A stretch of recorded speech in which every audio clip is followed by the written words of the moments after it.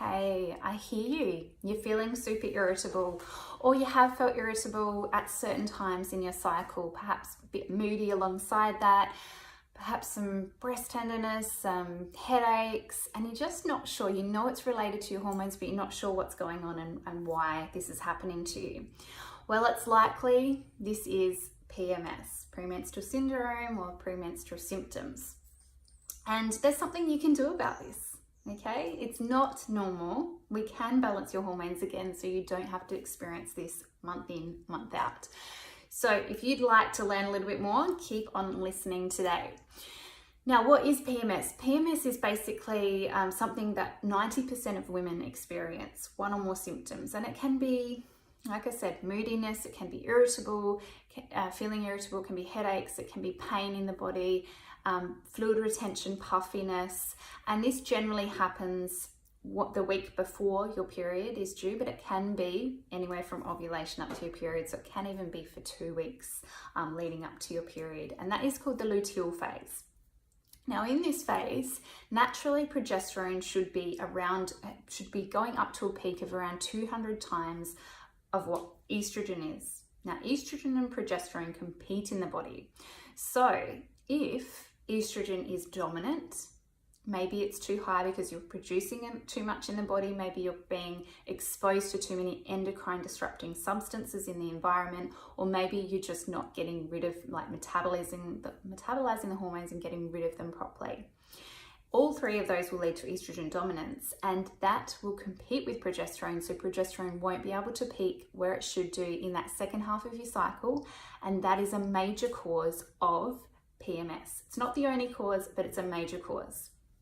So that's what I'm going to chat about today, is how we can help to overcome that, to overcome your PMS and your irritableness. So what can we do about it? We need to work on reducing your exposure to these endocrine disrupting substances. So that can be looking at everything you're putting on your body and in your environment, especially in your home, that contains fragrances. Any artificial scent is a fragrance, and that is an endocrine disrupting substance. So it will mimic estrogen in your body. So you need to get rid of that from your environment. You need to go across to using some more natural alternatives, which I'll chat about later. We want to reduce your BPA exposure as well, so plastics. Don't store food and drinks in plastic where you can. So if you can use things like beeswax wraps instead of Glad wrap on top of food, especially when you're heating up food, use glass and stainless steel, but use that anyway wherever you can, so you're reducing your plastic exposure. I hope you use a keep cup, but if you do, use a takeaway coffee cup. Never drink from the coffee lid. I don't even add it on if I do have to use a takeaway cup, because that cup contains, contains BPA, and especially if you're drinking your hot drink through that, you're consuming BPA. So these things in our environment do pose an impact on our hormones, because we're being exposed to them day in, day out. So that's the first step. We need to look at what we're putting in our body, what we're exposing ourselves to reduce the endocrine disrupting substances entering our body. The second thing we need to is help to get rid of them. So remember I said estrogen dominance can be caused from either the exposure or your body not getting rid of or metabolizing the estrogen properly in the first place, or the second place. So we need to help both your liver and your gut, because that's how you get rid of excess estrogen in your body. So the first thing is helping the liver through foods. An easy way to do that is increasing your brassica consumption. So that's your broccoli, your cauliflower, your kale, your cabbage. These vegetables particularly help out the liver to get rid of excess estrogen.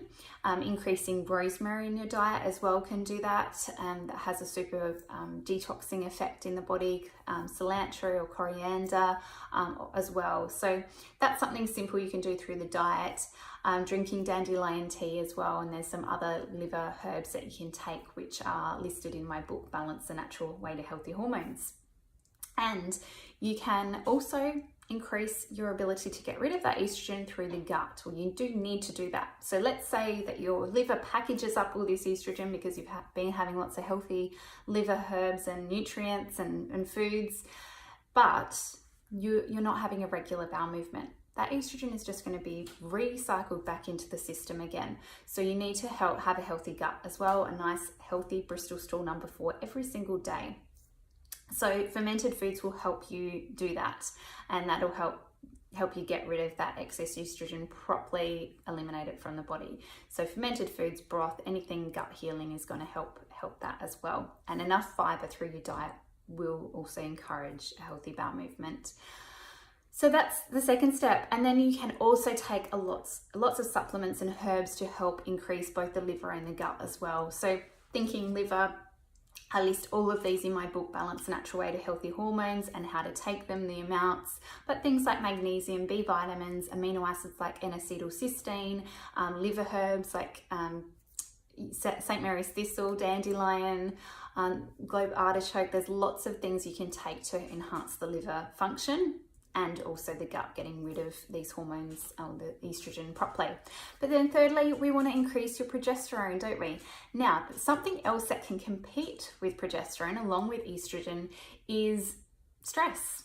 And the way that happens is a mother hormone called pregnenolone feeds your progesterone production, but it also feeds the cortisol pathway. Now, cortisol is the stress hormone. Naturally, we produce some cortisol, but if you're constantly stressed, you're going to be constantly producing and stealing that pregnenolone to the cortisol pathway instead of feeding progesterone. So anything you can do to de-stress is going to help your progesterone production, particularly things that you find enjoyment out of. So whether that's going for a walk, going for a yoga session, diffusing essential oils, whatever it is, playing in the kitchen, you do that. Get some sunshine. That's what brings me joy. But I do also reach for oils, especially the citrus to help with any stress that I'm going through. Lavender, frankincense, cedarwood, sandalwood, copaiba, Roman chamomile. These are all beautiful, relaxing oils for me that I'll either diffuse or wear topically. Then I also use essential oils to boost the progesterone production or help control the estrogen dominance. So 3 main ones that I'll use: clary sage, ylang ylang, and geranium. They are all found in a blend from doTERRA called Clary Calm, which is an amazing product to help harmonize the hormones. So I particularly would recommend using that in the 1 to 2 weeks leading up to the period. So if that's something you'd like to learn more about, please reach out to me. I'd love to help you get started with those essential oils. Otherwise, for more information on this particular topic and everything that you can do to help enhance your progesterone pre-period to get rid of that irritableness, please have a look at my book, Balance the Natural Way to Healthy Hormones.